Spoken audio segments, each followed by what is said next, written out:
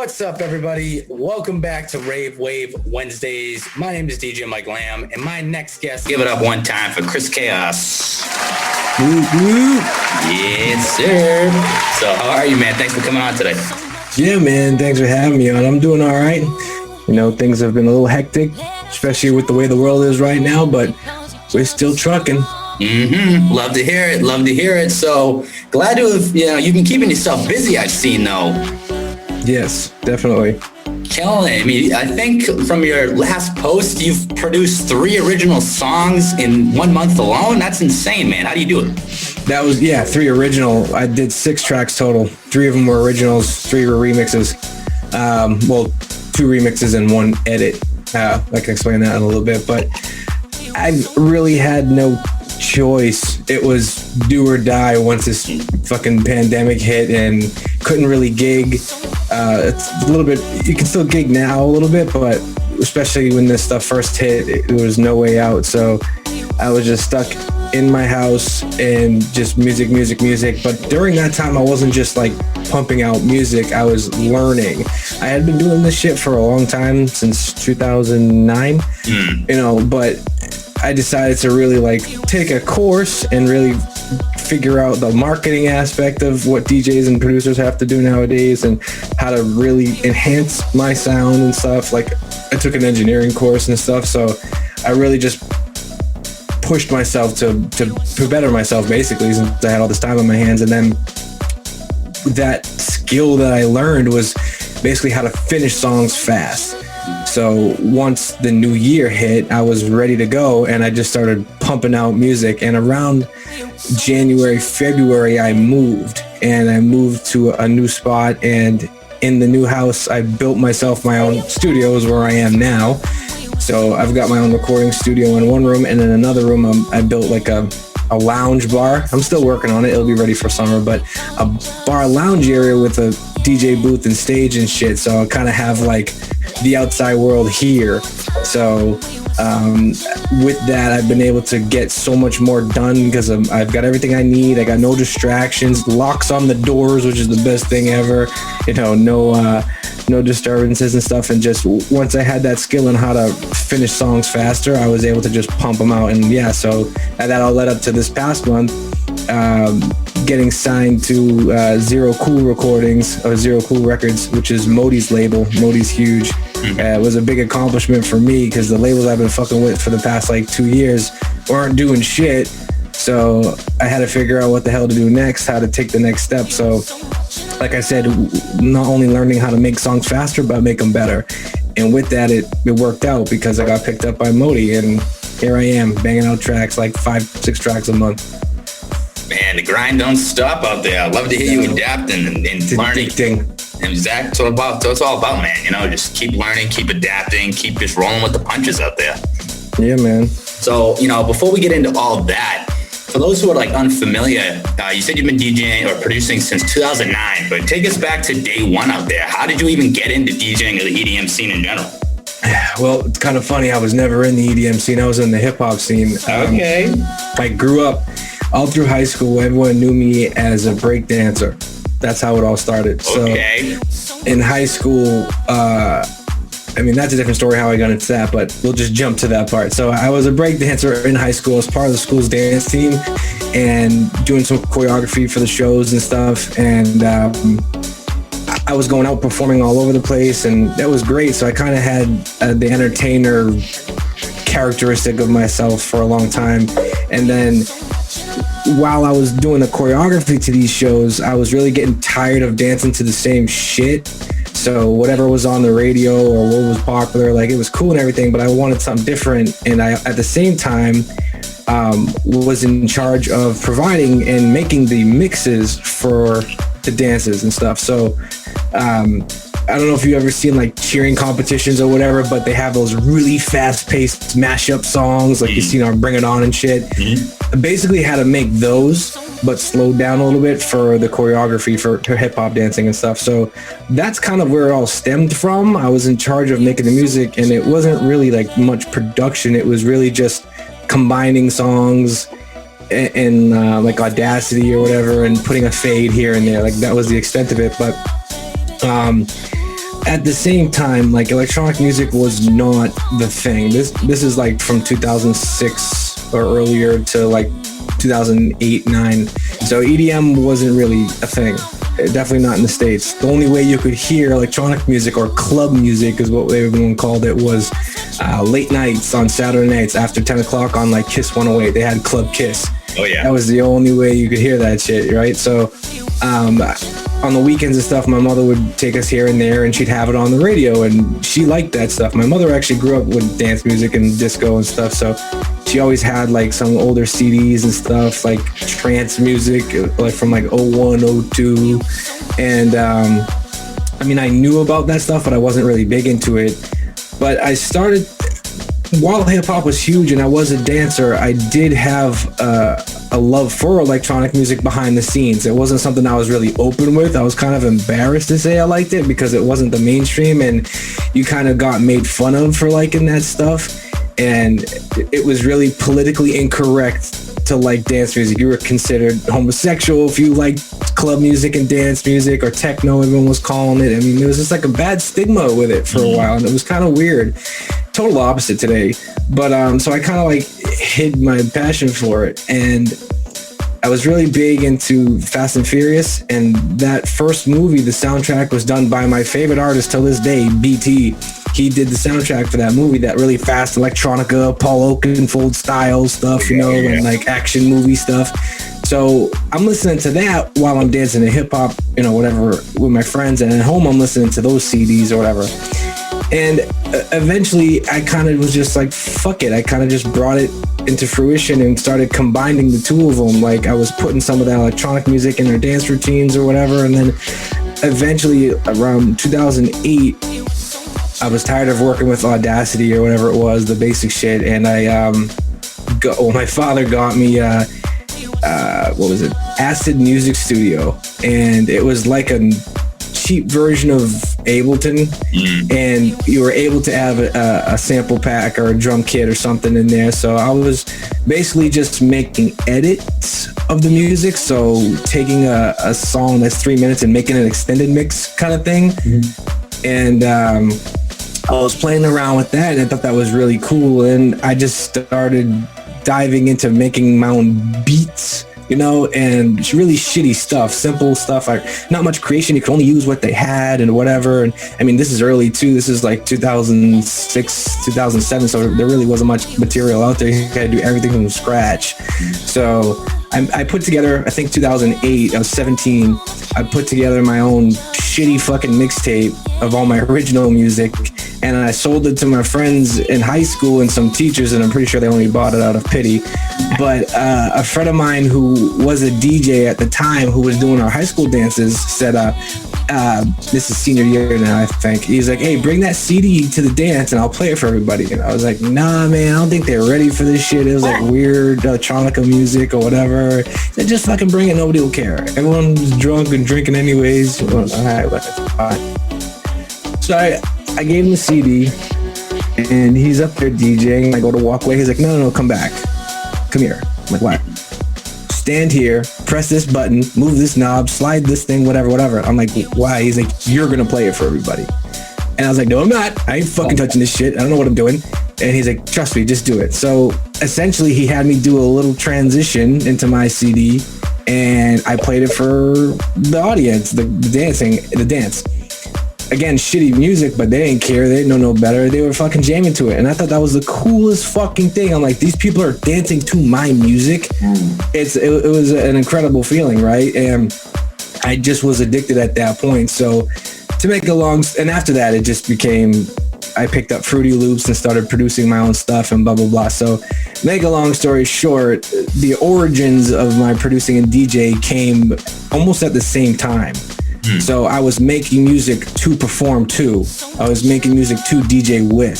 So one was with the other. I didn't really start as a DJ, then become a producer, or vice versa. They kind of happened almost simultaneously. And with me being a dancer, it kind of helped me know what I could use to put in my songs that people would dance to. because I knew what was good, what kind of beats worked, you know, for different situations. If it were for a hip hop dance, if it were for a cheerleading performance or whatever. I even did it for my martial arts dojo that I was a part of. We put on demonstrations all over different schools and stuff, and I would do like that Mortal Kombat type music so I was always like making mixtapes and stuff and then playing them live. So it all came from that. So essentially it came from dancing. That's how it all started. Yeah, man, you never know, right? You know, you start off hip hop, break dancing, next thing you know, you're taking the EDM world by storm. And that's kind of what I do now, is especially more recently with my music in the past like 6 months, as I'm incorporating hip hop into it, or at least the dance aspect of it. So that's why I'm doing big on bass house and stuff, because bass house, I can put in a lot of 808 and you know, and a lot of like hip hop rhythms with, you know, electronic synthesizers and shit on top of them. So kind of combining the best of both worlds. Love to hear it, man. That's what it's all about out here. Now, you've had quite the career, to say the least. And you've really hit your stride, like you said, in the last 6 months with the production. But have there been any like moments that have stood out to you so far in your career? I guess the prom would be one, but that was like a surreal experience. Or you're like, wow, I can't believe I'm really here. Yeah, definitely that very first instance. But I guess to give another one was when I played my first big club night at the Coliseum in Providence in Rhode Island. I got that like my freshman year in college. So this was like 2010. I wasn't even 21 yet. And I was going down there to go out because it was the only place you could go under 21 really, or 18 plus. And I was actually booking VIP tables there for them for a while, just because I was going there a lot. And eventually, you know, they're like, hey, you want to help out, make a couple extra bucks and like, you know, bring your friends from, I went to Curry College. That was only like 30, 40 minutes from there. So it was super convenient. So they're like, you want to bring some of your college friends here? You know, we'll hook you up with a table, whatever. So I just started like promoting for them or whatever. And everyone kind of knew me on campus as a DJ, so they were looking for a place to go because Curry was lame as fucking shit. So when I was like, hey, yo, I can get y'all down to a club in VIP, you know, 18 sitting in VIP, they were like, fuck yeah. So I loaded up like truckloads of people every Thursday to go down there. And eventually I gotten good with like the owner and stuff, and he was super nice to me. And I was like, hey, by the way, man, you know I DJ too, right? He was, no, I didn't know that, whatever. And like, yeah, he's like, all right, we'll have you on a night one time. So he didn't even have me open. He had me tag team with Joe Bermudez, my very first big gig. Yeah, that was Joe. And him and I went back to back, and that was like the fucking craziest thing to me, because it was in an actual nightclub, up high, all the lights, whatever. And I'm still young, 18. We don't really know what clubs are like yet. So to me, it was the greatest fucking thing. And, you know, not for nothing, Coliseum wasn't a small deal, especially back then. It was one of the more popular ones. And it was fucking incredible to hear how loud the music was and everything. It was just an experience. That's really like, it was a big, not surprise, but it was an adrenaline rush. So definitely that was my first big event, was playing there. I would say so, man. That is quite the story out there. It's coming from Curry College to taking over Providence. There you go, man. After that, it was just club after club out there. It was because EDM was just starting to come out. EDM wasn't really big. It was the whole David Guetta, Flow Rider, like a G6 era, the Jersey Shore fist pumping shit. So like I was kind of in the right place at the right time. Yes, sometimes that's what it be like. You know, the stars just align and you're just walking in the door at the right time, and all of a sudden you're on the top of the stage. So that's how it goes. Now keeping with that, like to be at that level for so long, what do you think kind of sets you apart from like the saturated genre that we're in now, with every, you know, EDM being like everywhere you look and all the clubs and everyone kind of sounding the same? How do you kind of set yourself apart? It's fucking hard, man. It really is. It is oversaturated, and partly because everything is so easily available and readily available for anyone. I mean, there's a million and one DJ pools, but a lot of people use the same ones, DJ City or whatever. So everyone's got the same music, and people ask me, oh, where do you get your music from? And I hate to gatekeep, but I mean, that's kind of what sets DJs apart, is the music that they play, their music selection. So yeah, I like to help out my close friends, but if a random dude comes up to me, and this has happened recently, and asks me where I get my music from, and I don't really know you like that, whatever, I'm gonna kind of gatekeep. I'm sorry, maybe petty, but it's like, you know, we're trying to sound different out here, whatever. But again, if you're close with me and I've known you and you're cool, sure, I'll give you my own music. But especially if we're not playing at the same place or in the same state or whatever, then whatever, you know. But if we're playing at the same time, or, you know, within the same region, shit, same club, it's come up with your own stuff. But so in a time like this, it really comes down to really finding songs that nobody's really played before, or remixes from the past that people forgot about, and kind of like a nostalgic shit, and make a mashup of it. So that's kind of like what I've been doing now, is making mashups of older tracks that were huge and people kind of forgot about. So I would definitely say my song selection, I try to pride myself on, and having something different than most people. And with me being a producer, I mean, I think that kind of separates me from a huge chunk of the DJs around here, and especially New England, because DJs are a dime a dozen. It's unfortunate, but everybody and their mother's a DJ now, you know? It's like there's more DJs than there are doctors. So, like, with me being able to produce music, I'm not saying it makes me better than anybody, but it kind of sets me apart in that aspect, where I can play tracks that nobody has because I made them. You know, so and especially with remixes and stuff too, I made them. Nobody has it. It kind of makes my music exclusive, and I pride that on making myself exclusive to. Yeah, that makes no sense. I pride myself on having different music. That's what kind of sets me apart. That being the biggest thing. The second thing probably is my actual performance. If I have the space, I'll dance. It's my roots, right? I'm a dancer. So if I have the space and it's like an actual stage, I'm fucking constantly moving and mixing at the same time. Like doing dance moves, fucking on the stage, you know, popping and locking and shit. I'll fucking do that. And it kind of like makes people pay a little bit more attention. Even the song sucks, I'll do something stupid and dance like an idiot just to make the song sound better. It's all about the performance, right? It's all about the experience.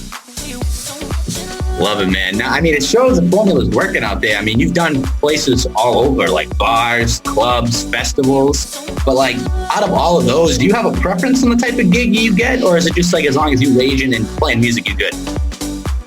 Well, right now, I'll take what I can get. True. But, you know, in a perfect world, if I had a preference, nightclubs. I prefer the nightclub or a festival, because it's a different style of music. You can actually play more diverse music, or music that you personally enjoy. Whereas bars and clubs, you're kind of forced to play top 40 and the same shit you hear on the, not clubs, in bars, you're forced to play the same shit that you hear on the radio all the time, and you got to deal with people and requests. Oh my God, it's one thing I fucking hate is requests. Even when I was younger, I would never go up to a DJ and request a song. I let him do his thing. Like, he's the paid professional. He should know what these people want to hear. Let him do his thing. If it sucks, you fucking leave. Especially in Boston, when bars are next door to each other. Just fucking leave. But people always hang around and complain. I never understood that. But anyways, definitely clubs, because you're either up on stage or in a booth somewhere where you're away from people and you can just do your thing and vibe out. It just might be a personal thing, but I hate being like breathed on when I'm trying to mix, because I try to do intricate cuts and intricate transitions and stuff. And when people are like breathing down my neck, sure, it's cool if they like want to jam and take a picture or whatever, like that's cool. But at the same time, I get really anxious and it's like, oh, fuck it, I want to fuck up or whatever. So I like being kind of set apart from people and, you know, close enough to where they can see you and stuff and they know you're there, you know, like hidden somewhere, but, you know, far enough away from where I can just do my own thing. So I prefer clubs. Yeah, I'm right there with you, man. I think any like serious DJ will definitely agree to that, about those requests and like the larger disconnect that seems to happen when people walk in there for some reason. I don't know. You never see anywhere else like that. It's been a club with them in bars and shit like that. So right. Yeah, I'm not going to say I missed that too much, but I think when I get it this time, man, I'm right there with you. Yeah. Now, I like how you touched on what you do for the people that you know in terms of like helping them out with like finding some sounds and something like that. But, you know, for anybody looking to break into the scene, what would you say would be the best way to go about seeking opportunities? First of all, stay humble. Yeah. Know your place, because I've come across recently, I ain't gonna say names, but people who've only been in the business for 5 minutes and they act like they're king shit. And that turns people off faster than anything. You might actually have the skill, but if you talk like you have the skill, it's a huge turn off from people. So I would definitely say stay humble, know your place. Like, I'm not saying if you suck, go around telling everyone, I suck, I'll never be anything. Obviously have confidence, but don't be overconfident. And but to break into the scene, especially in this area, or New England in general, it's tough because everything's so cliquey. And you really gotta be in with somebody. And if you want to be at any of the big places, you have to know the guy on top, because the guy on top usually runs 3 or 4 different places around here. And there's 50 people in line waiting to get in. So it's tough. You really have to get in with the people first. That old saying is who you know is, unfortunately, in my experience, true. You know, you could, excuse me, I've seen some shitty fucking performers and DJs at big nightclubs, and it's like, how the hell did they get this gig? Like, what the fuck?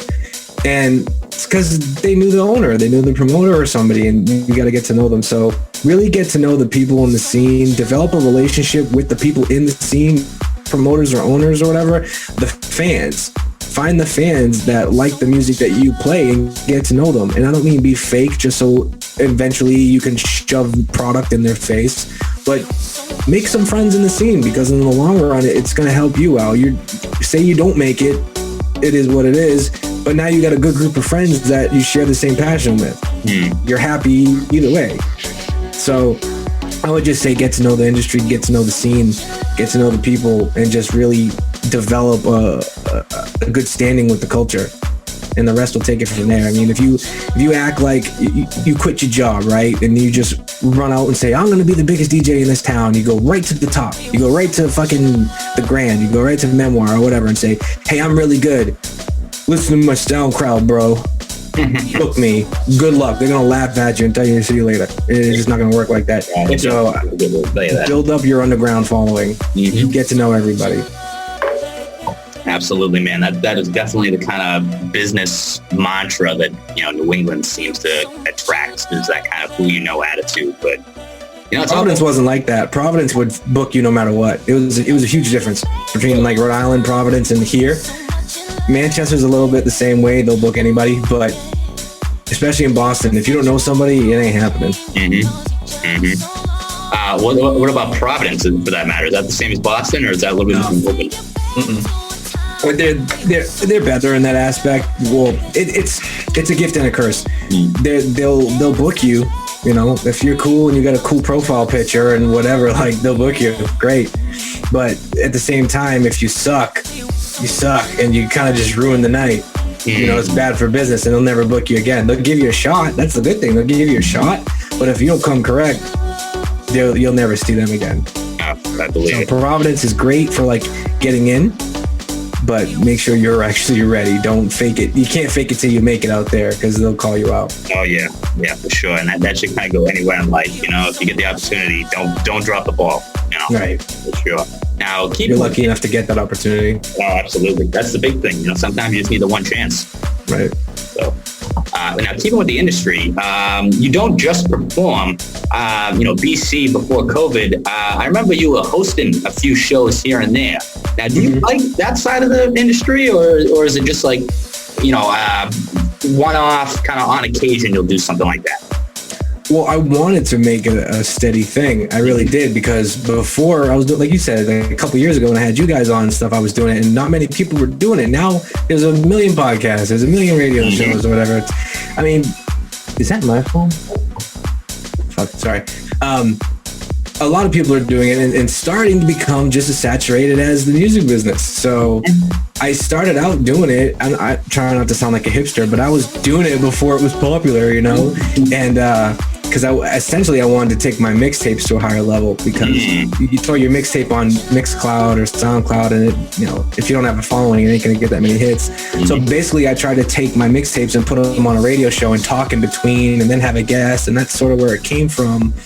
But if you're not 100% committed to it, like now I have the time, now I could, but I was actually working full time before that. So I was juggling work. I do graphic design and stuff. So I was doing a lot of work, and I really couldn't juggle it. So it became a steady thing for like a good 4 months. I had guests on every week or whatever, and then it becomes tough because you got to find people every week. You come up with your own things, and like I love that, but it just became a lot. And especially now with the pandemic, people were afraid to leave their houses and shit. And it's like, it's a little tough. You know, if you have the time, fucking do it. I recommend it. It's great. It's a good way you can promote nights, you can promote your music, talk about whatever. And recently I've been doing Behind the Decks. Mm-hmm. It's my like newscast thing I've been doing, because a lot of people are doing podcasts with guests and stuff. I was like, you know what, let me try something a little different and present the news to people in a fun, cool way with music. So I did Behind the Decks, where I talk about what's happening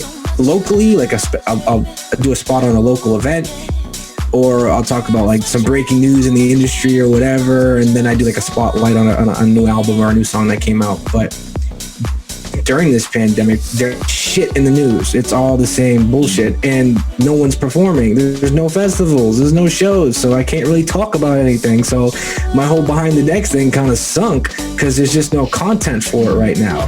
Maybe come summertime, I'll revamp it and like have a lot of material for it. But right now, there's nothing. I can surf the web and write all the articles I want, but it's just really it's empty content. There's nothing there. So I do enjoy that shit. I would definitely love to do it. Shit, I'd like to work as a radio DJ too, but just right now it's tough. Unless you have the time and the material for it, it's tough.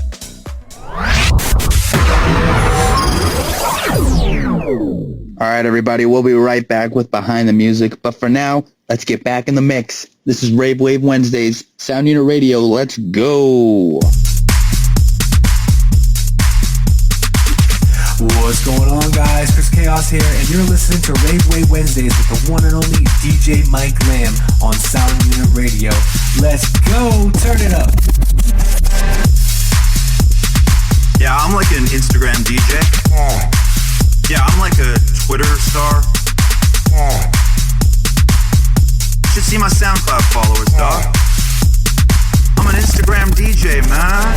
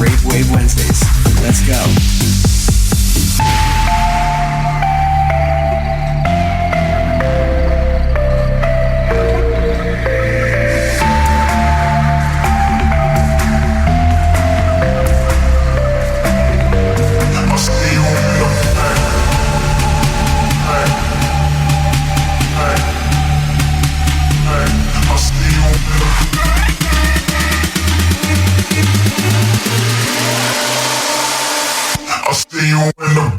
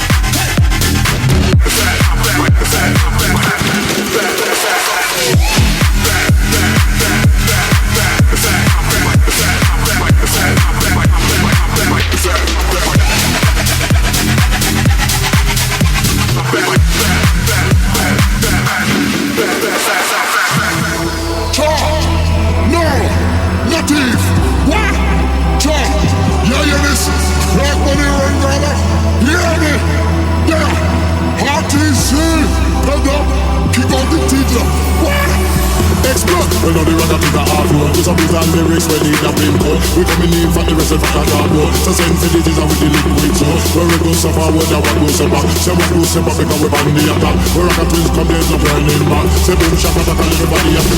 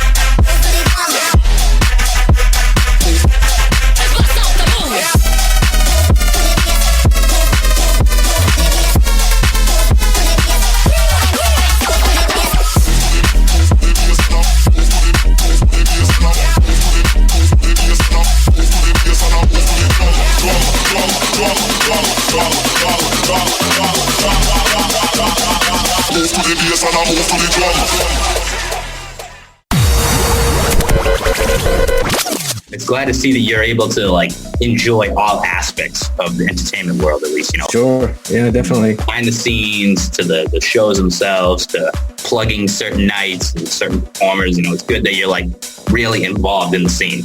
Did that, ran that not the bounce different nights, and I'm running the night now. So yeah, I'm definitely trying to stay involved in any aspect of the entertainment industry that I can.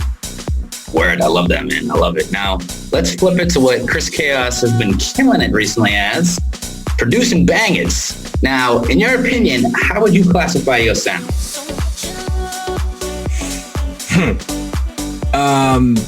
Definitely, it's a vibe. No, I'd put it dance friendly, I guess. It's more of a darker dance friendly sound. The stuff I've been doing recently, like I said, I've been trying to add hip hop elements into it. So my tracks aren't really 4 to the floor 128 tracks. They're kind of broken down with hip hop beats to them and 808s and stuff. So they almost like a Dylan Francis, Chami or whatever kind of like. It's got rhythm to it. It's not just a like, you know, that stuff's great and stuff too, but it gets kind of monotonous after a while, and you really got to work around that with melodies. I personally prefer beats to melodies. I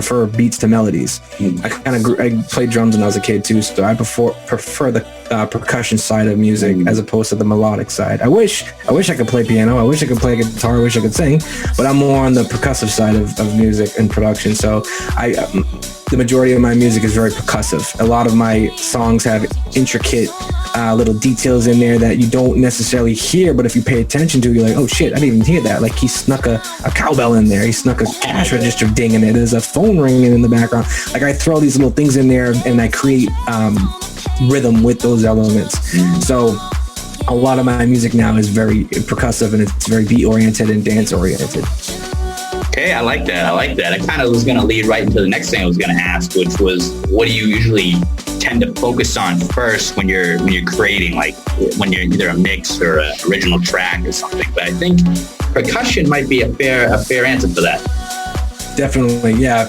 Percussion. I mean, it's the root of the song. It's the root of any song. So yeah, everything plays an important role in a track or a song or whatever. Sometimes it's hard to have one thing without the other, but I mean, I would say the fundamentals of music is rhythm, and it's the drum, the clap, whatever it is, the percussion is the foundation of a song. Sure, you can sing acapella, but I don't see too many people dancing to acapellas. I see more people dancing to instrumentals. So to me, that's a little bit more important. Okay, I see that. Touche. You know, that's a valid point right there. Now, if we can get people to dance to acapellas, we'll change the game out there. Yeah, that'd be pretty wild to see.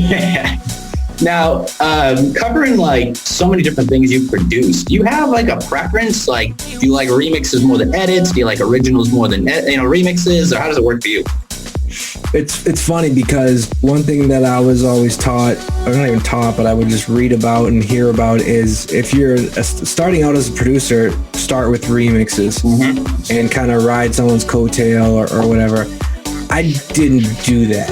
Not because I thought it would be better. I took the hard way around like an idiot. I didn't do remixes. I just started with originals because that's kind of how it all started for me. You know, I went from editing songs to making my originals, so I've always stuck with it. I never really liked making remixes, so it wasn't the smartest. It was the harder way to do it. It was the longest path, but whatever, it's the path I chose.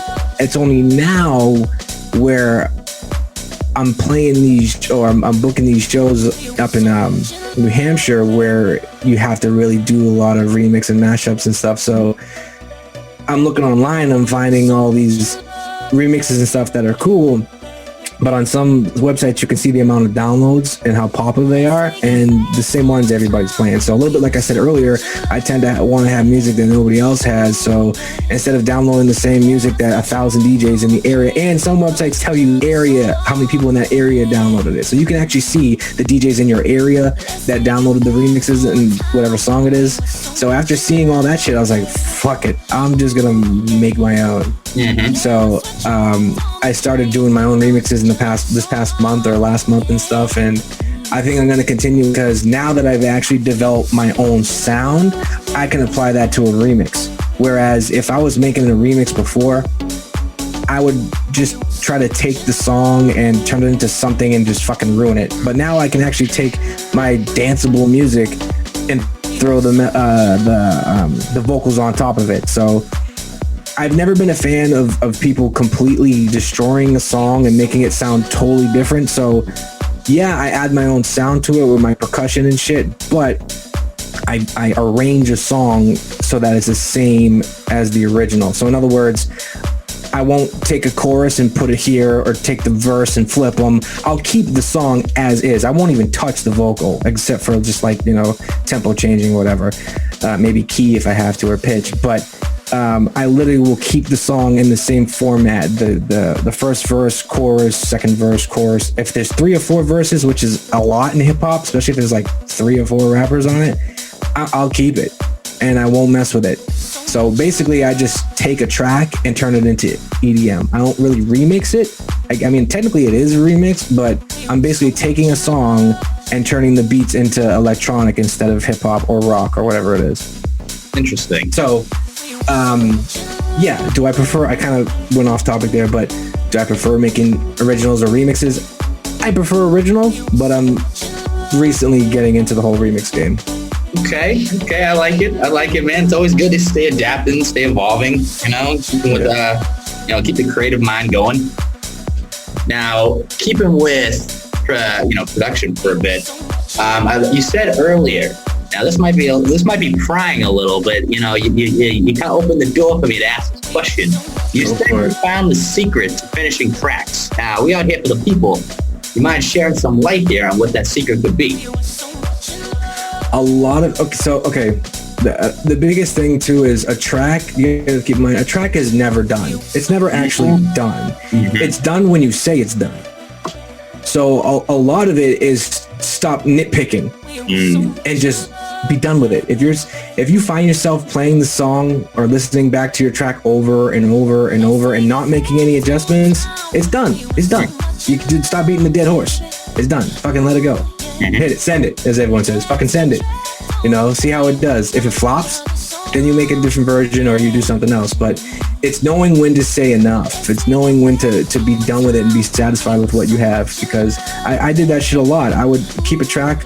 I would work on a track for a month and change maybe 1 or 2 little things. And it's like, you're wasting so much time. Just fucking be done with it. Just, what kick do I want? I like this kick better. Oh, this kick sounds better. Oh, that clap goes a little bit better. It's like, just fucking leave one, pick one. It really comes down to just being satisfied with what you have.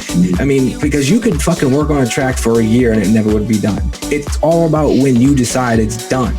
So just be done with it. I know that kind of sounds, counterintuitive or whatever, but just be done with it. But also, I guess the other biggest thing would be is really, it doesn't come until you develop your sound, because once you develop your sound, you know how your tracks flow. So you know how your arrangement's going to be. You know how, I mean, especially with EDM, the arrangement's all the fucking same. 30-second intro, 30-second drop, 30-second breakdown, 30-second build up. It's all the fucking same. So that's, once you really, I mean, obviously you know that. So once you're able to find your sound that fits within those parameters, you can, not that I do this or that you should, but you could basically copy and paste your last song for your new song and then just change a few things. A lot of the producers actually do that. They'll use like the template of the song that they already made and just change a few things for the next one. They'll change the kick, they'll change the melody, they'll change the key, little things here to make it just sound a little bit different, but it's still the same. And that's kind of what helps develop your sound too, because you have a lot of similarities between two songs. So you'll know if you hear that song, oh, that's fucking Chris Kaos' song, that's Jaws' song. You'll know because you hear similar elements throughout the tracks. So once you kind of actually lock down your sound and you're able to use the similar elements and similar strategies from each song, you're able to finish them so much faster because you're not sitting there going through samples and samples and samples or creating samples. I mean, I create a lot of my own samples, but you don't have to sit there and create things all the time. You can use the same ones throughout, and it's kind of beneficial because it's a win-win. You develop a sound and you're able to do it faster. You just use the same ones, just change a few things. So with those two things, knowing when to say enough and having a structure that works, you're able to finish songs so much faster and without having to outsource. So that's number 3, not having to outsource. I used to have to send my music to audio engineers to have it mixed and mastered. Great, it sounded fantastic, but A, that costs a lot of fucking money, and B, it takes up so much time. So producers nowadays have to wear so many different hats, right? We have to be the producer, the audio engineer, the promoter, the fucking A&R, the marketer. Like, we have the designer for the album art. We have to wear so many hats. So a part of that, either work with an audio engineer that's part of your team or whatever, or learn yourself. That will save so much fucking time. So those 3 things. Let me recap here. Know when to say enough, develop a sound and a structure that works, and mix or like do your own shit. Mix and master your own shit, do your own promotion, whatever. It all saves time. Okay, here we go. Educating and entertaining out here. I love it. There you go. Don't need to reinvent the wheel, right? Just self-sufficiency. Right, especially when you're making different songs. Like, reinvent the wheel once and then replicate that. You don't have to reinvent the wheel every single fucking time. You drive yourself mad.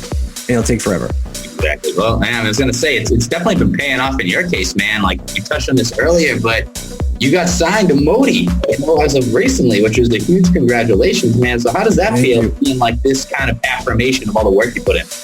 I woke up and I threw the covers off because it's in the Netherlands, so there's 6 hours ahead. So I got the fucking email first thing in the morning. It came at like 6:30 in the morning, and I heard it at like 7, and I woke up and read the email, and I'm like, what? And my girlfriend was up getting ready for work, and I was like, oh, fucking Zero Cool, go back to me. Oh my God. Because one, it's almost impossible to get a reply back from a label, especially a major label like this. And when they do get back to you, 9 times out of 10, it's a denial. It's like applying for a college and then getting your denial letter from college. It's almost the same feeling. And especially if you bust your ass on a track and you think it's the greatest thing, but not everybody else does. And then it's heart fucking, it's gut wrenching. It hurts. So, I've been signed by a few other labels, but they're okay. They're not like tier 1 labels or whatever, and they don't do the heaviest promotion. They basically just distribute your music for you and pay you 50%. And then, and not even, like, I'm not gonna lie, I've had to promote so many of my own tracks that were already signed. Like the fucking whole purpose of a label is to promote and distribute your music. You shouldn't have to do any advertising. But so many labels make you do your own advertising, Facebook, Instagram ads, or they charge you for it. That defeats the whole fucking purpose, because that's why they take 50% is for that shit. So I had to deal with all that for a while and whatever. And like I said, over the past 6-7 months, I've found a way to develop my sound in a good, like a loud sound. Like, I'm not the best audio engineer, but it's good enough. Clearly, I mean, I got picked up. So, but yeah, when I got that email, I was just like, oh my God, because I've been trying for over a year between them and a few other big labels. Obviously, like Spinning and some of the it also know every single time. It's like this. You have to know their A&R reps. You have to get to know some of their other signed artists. That's another way around the industry. People do it. You slide into their DMs on Twitter or whatever, and you chop it up with them for like a few months, and then occasionally you could slide, hey man, do you mind checking out my track? And if they like it, they'll give it to the label. That's like the only way you get signed to like Spinning and like some of these big labels.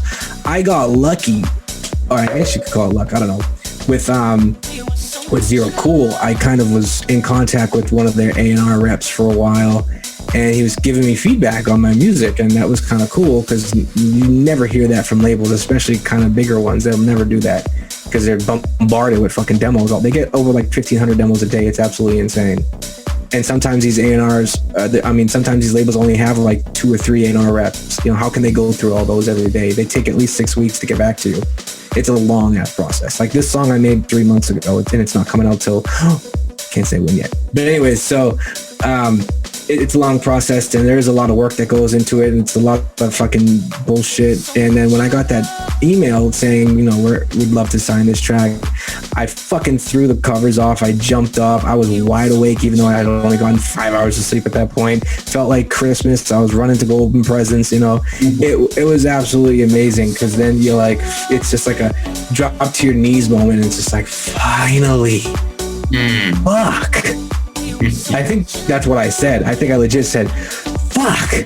Like, Jesus, finally, shit. And obviously you're excited, but it's just it's a relief. It's like a weight off your back. It's like, goddamn, finally some fucking light at the end of the tunnel, you know?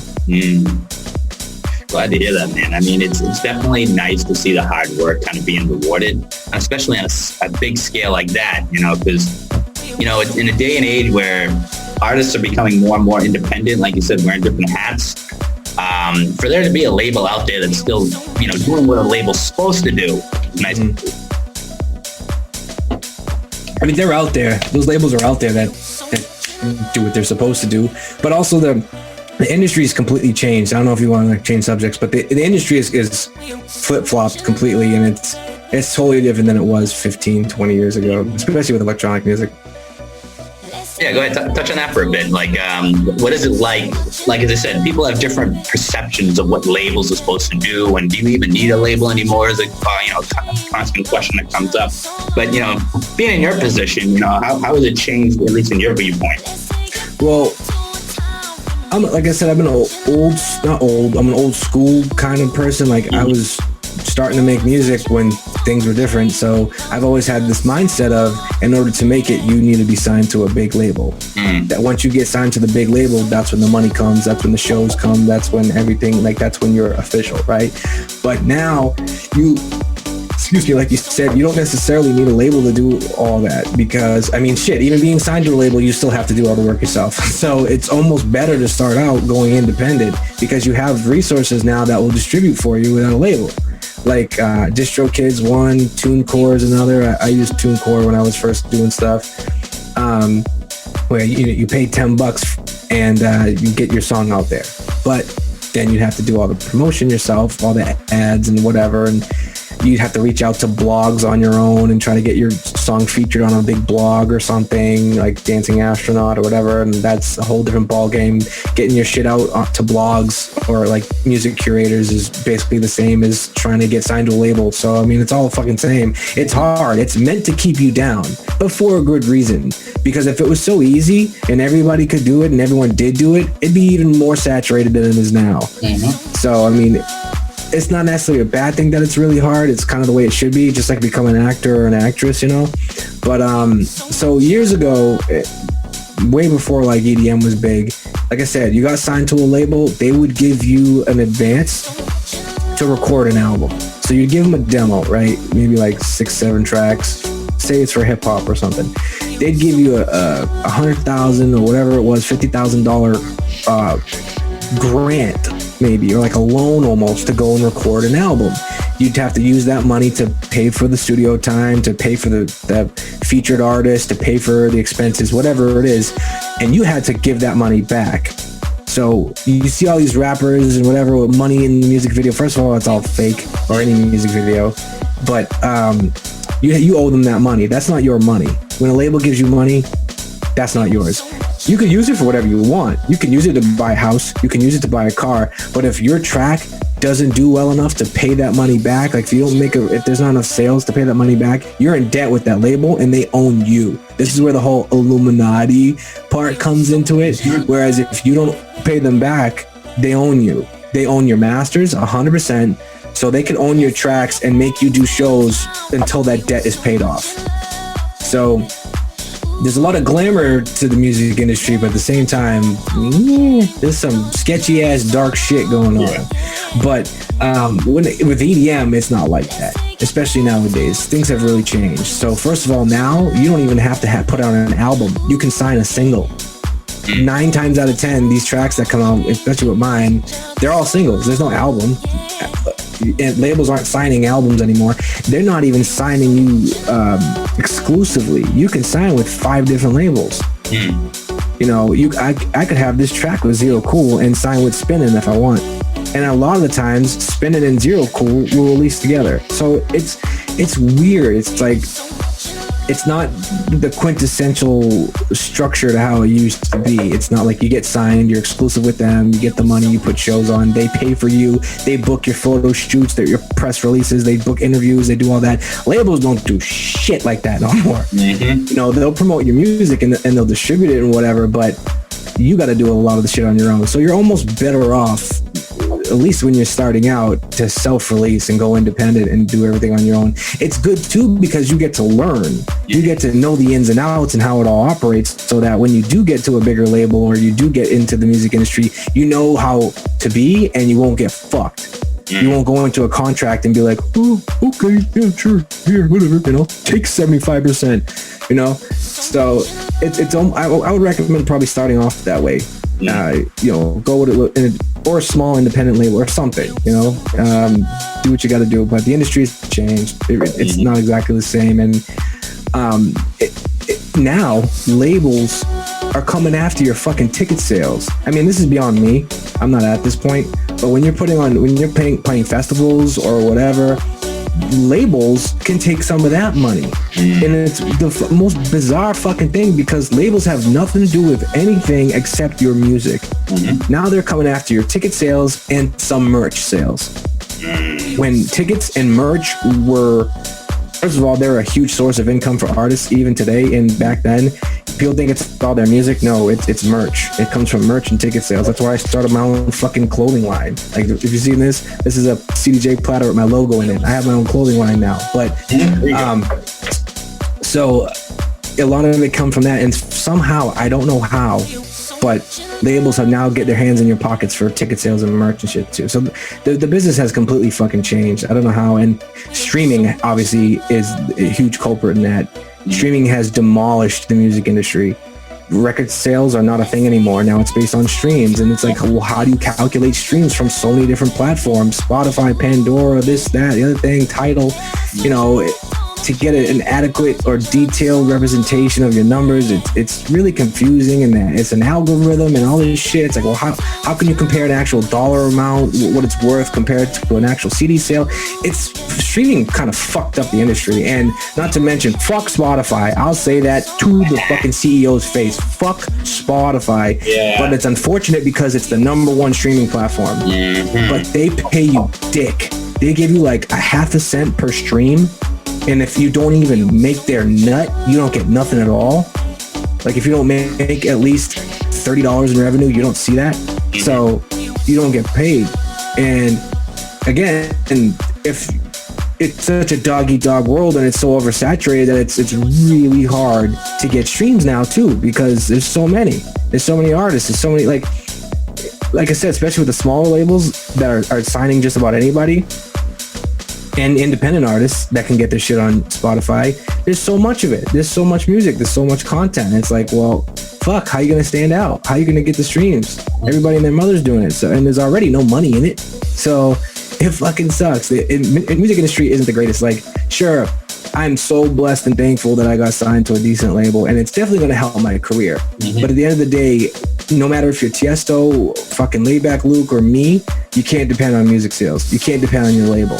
It all has to come down to shows, gigging, performing, festivals, and other means of income, merch. That's why so many fucking DJs and producers are doing like YouTube videos and vlogs and TikToks, and like you see them all over the place because they got to get their money somehow, because it's not coming from music. True, man. 100%. You got to fade away to adapt, or let the world will just kind of sweep you out there. That's right. Adapt or die. That's pretty much the 2020 motto, I think. So, but that is pretty insightful right there to hear that kind of perspective change, because labels will always have that stigma. And most of the time, rightfully so. But it's just such a complicated world now, because you don't know how to base things. You don't know what's real, what's not. So. Yeah. As long as, I guess, you can be content with the position you're at, I think that's probably as most these artists can hope for. That's another thing too. People always say, what's your version of success? What does success mean to you? Does it mean owning a fucking mansion and fucking all these cars, or you just want to be able to pay your bills? I'm somewhere in the middle.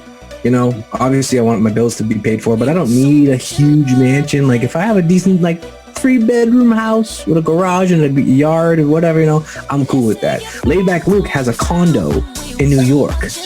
That's where he lives. He has a condo in New York, and he's huge. So it all depends on your level of what you view success as.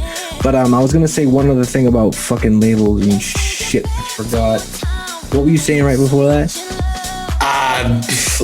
Labels just kind of having that stigma, always, no matter the time and age, just being negative stigmatized, and they just kind of feel that just take what they want from you, and it's so hard to measure success and value now. Yeah. Shit. Yeah, whatever. There it goes. It's gone, but whatever. Labels they're great. They're almost a necessity. I mean, years ago they were a necessity. There was no ifs, ands, or buts. It was a necessity. Now they're crucial, but they're not a necessity. True. Very true, man. Very true. So, coming from all this in your journey and getting signed, all the things that we've covered, what's the 5-year plan for Chris Kaos? Is it just, when shows come back, being on festival circuit, more labels, or what's a goal that you see yourself in a couple of years? Mostly production, I've always liked to be the behind the scenes guy or whatever too, but at the same time I do enjoy performing. Like I said, I come from both ends of that background, so it's tough to say what I want. My 5-year goal would be to play huge festivals and be signed to the biggest labels, work with big artists. I've never been one to collaborate. I've never collaborated on a track except for the singer. I released 3 songs with singers, but that was fun. That's a whole different story, going into the studio with them. My most recent one was over the summer down in Quincy, actually. Oh yeah. Was it Quincy? Yeah, it was Quincy, wasn't it? Pillow Fort recruiting. Pillow Fort. Oh yeah. Oh, that's not Quincy. That's fucking A. It's right down there. No, Foxborough. God damn it. Whatever. Pillow Fort Recording Studios. It's in that area somewhere. But I was down there, and I had a huge hand in the recording process of a good friend of mine who sang on the track. The track was, I co-wrote, or not co-wrote, she did a lot of the lyrics, but I come up with the theme of the song, whatever. It's a little break from my club music. It's more of a radio song.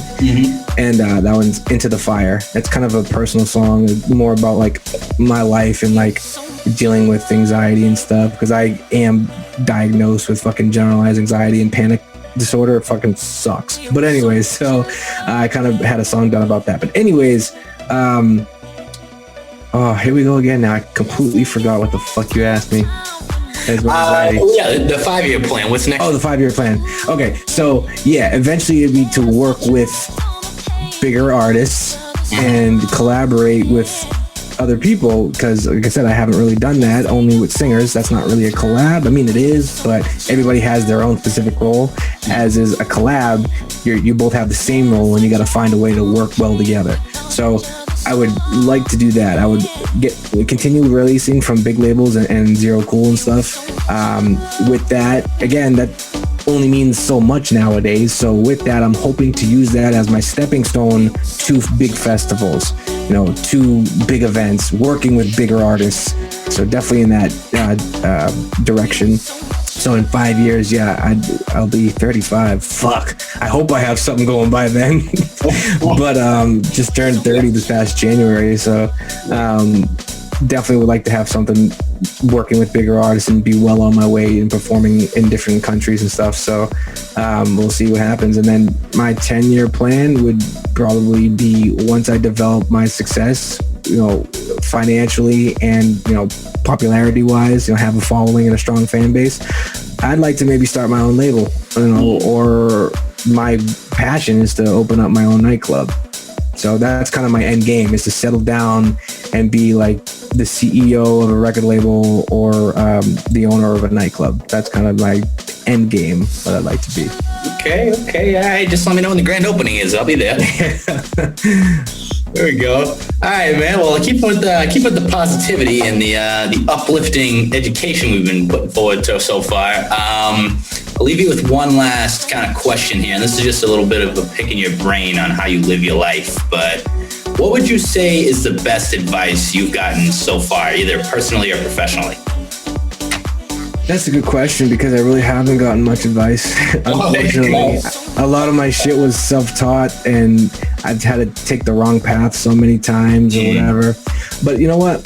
This goes for everything in life, not just music. The one good it's creative advice. Because I went to art school and stuff, whatever. But the best piece of advice I got creatively was to, if you see some work that you like, steal it, but make it your own.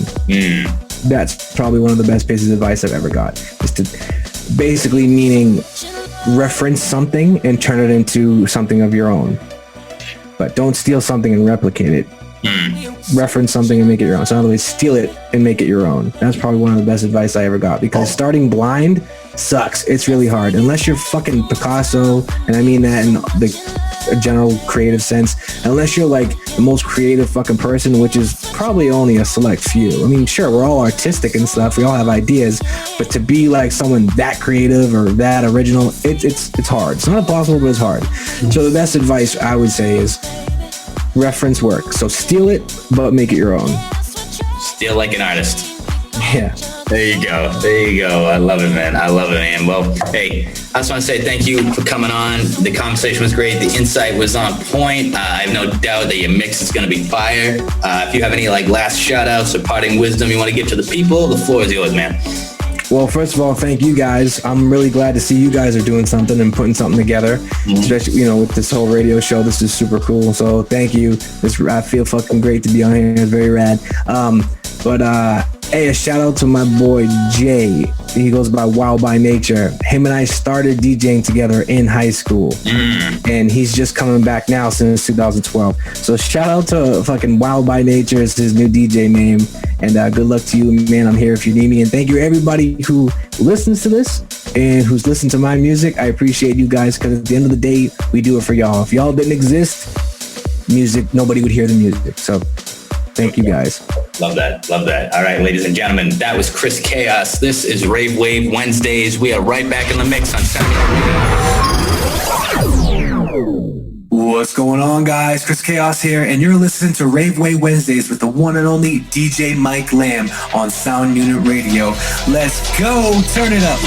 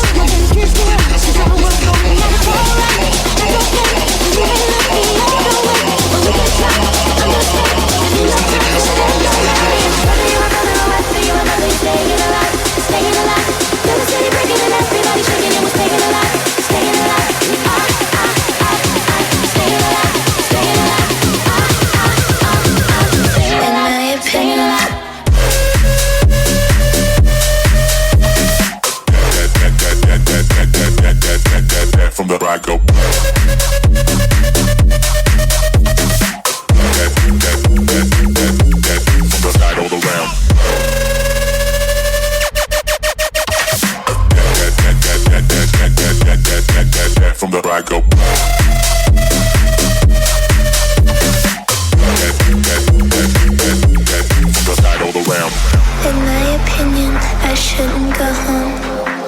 In my opinion, I'm feeling too comfortable. In my opinion, I'm a bottle of Jack. In my opinion, I don't mind. You can find another. I don't mind. You find someone else. I don't mind. You can find another. I don't mind. You find someone else. Someone else. Someone else. Someone else. Someone else. Someone else. Someone else. Someone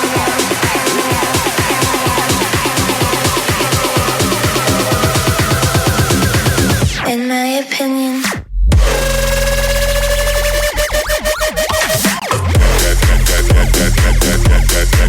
From the back up.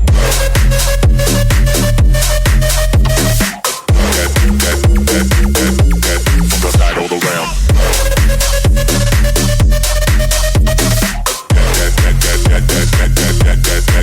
From the back up.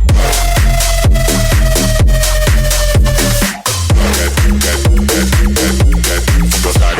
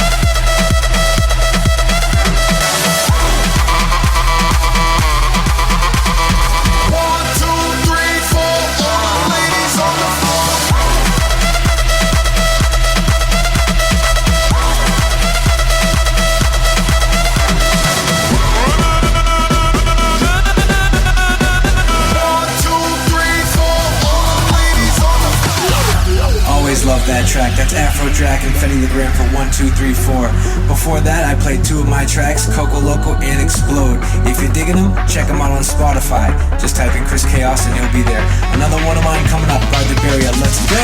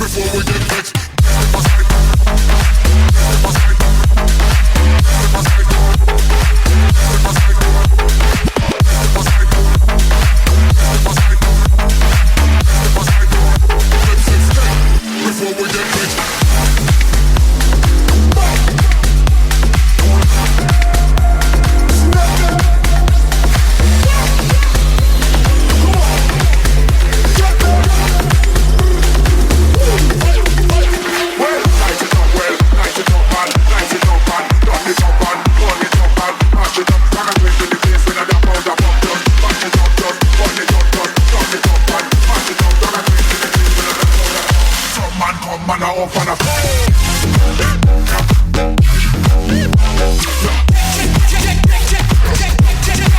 check it out now.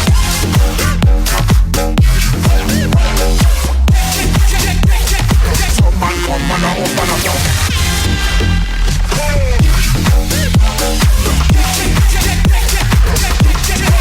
check it out now.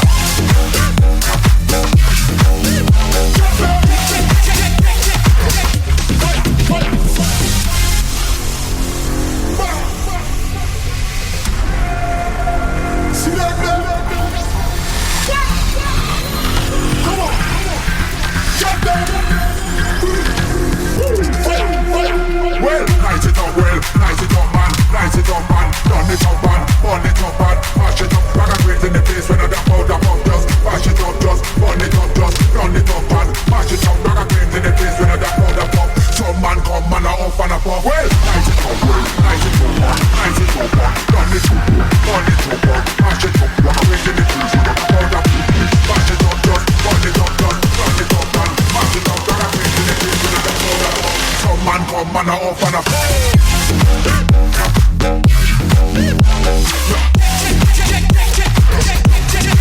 Check it out now.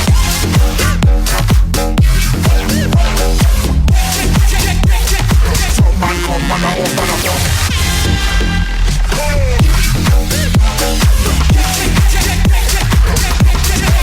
Check it out now.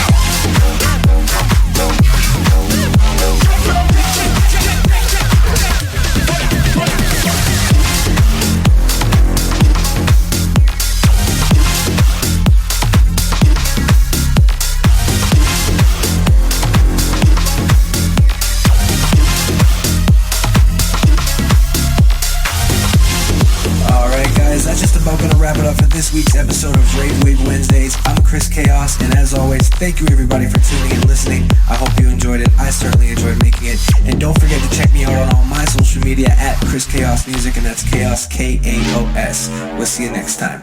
Team Chaos.